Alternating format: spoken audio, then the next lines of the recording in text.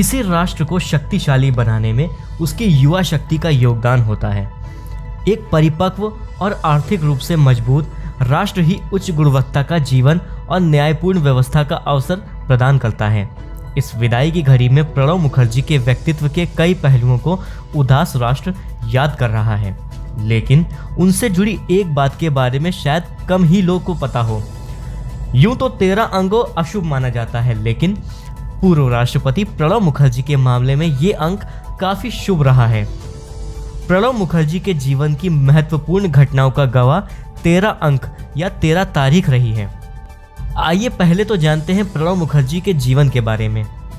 प्रणब मुखर्जी का जन्म 11 दिसंबर 1935 को पश्चिम बंगाल के वीरभूमि जिले के किलनाहर के निकट मिटरी गांव के एक ब्राह्मण परिवार में हुआ। इनके पिता का नाम कामदा किंकर मुखर्जी था।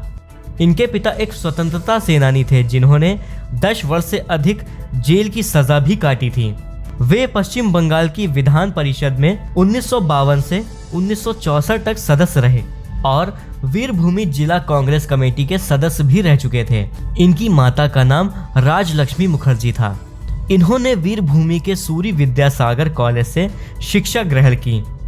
कलकत्ता विश्वविद्यालय से इन्होंने इतिहास और राजनीति विज्ञान में स्नातकोत्तर और कानून की डिग्री प्राप्त की। इसके बाद इन्होंने मानद डीलिट की उपाधि भी हासिल की।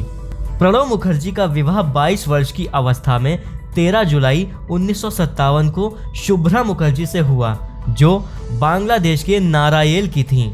इनके 2 बेटे अभिजीत और इंद्रजीत और एक बेटी शर्मिष्ठा, कुल 3 संतान हैं। इनकी पत्नी का निधन 18 अगस्त 2015 को हो गया। करियर के रूप में सबसे पहले इन्होंने 1963 ईस्वी में विद्यानगर कॉलेज में राजनीति शास्त्र के प्राध्यापक के रूप में शुरुआत की और बाद में पत्रकार के रूप में कार्य शुरू किया। इन्होंने पोस्ट एंड टेलीग्राफ ऑफिस में एक क्लर्क के तौर पर भी नौकरी की। इसके अतिरिक्त ये एक अच्छे वकील, बंगाल साहित्य परिषद के ट्रस्टी और अखिल भारत बंग साहित्य सम्मेलन के अध्यक्ष भी रह चुके हैं। इन्होंने अपने राजनीति करियर की शुरुआत 1969 ईस्वी में कांग्रेस की ओर से राज्यसभा सदस्य के रूप में की। इसके बाद 1975, 1981, 1993 और 1999 में फिर चुने गए। 1973 ईस्वी में औद्योगिक विकास विभाग में केंद्रीय उप मंत्री के रूप में नियुक्त किए गए। 1997 ईस्वी में इन्हें सर्वश्रेष्ठ सांसद चुना गया। 2004 में इन्होंने पहली बार लोकसभा की जगीपुर सीट से चुनाव लड़ा और जीत हासिल की। प्रणब मुखर्जी का अहम राजनीतिक पद। इंदिरा गांधी की सरकार में 15 जनवरी 1982 से 31 दिसंबर 1984 तक वित्त मंत्री के पद पर कार्य किया।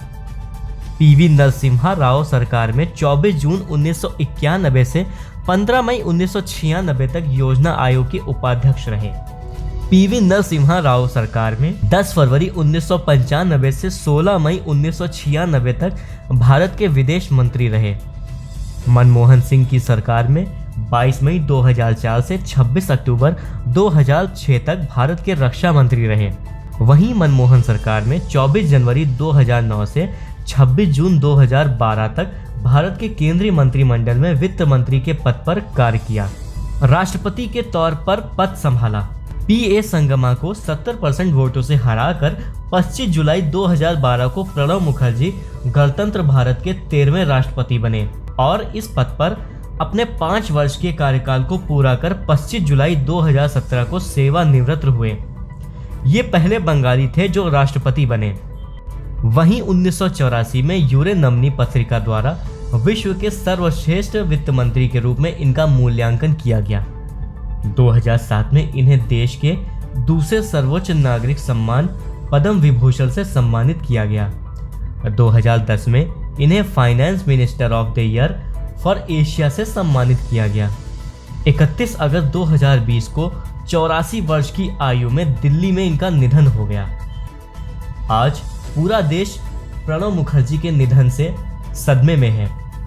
प्रधानमंत्री नरेंद्र मोदी समेत कई नेताओं ने उनके आवास में जाकर उन्हें श्रद्धांजलि दी।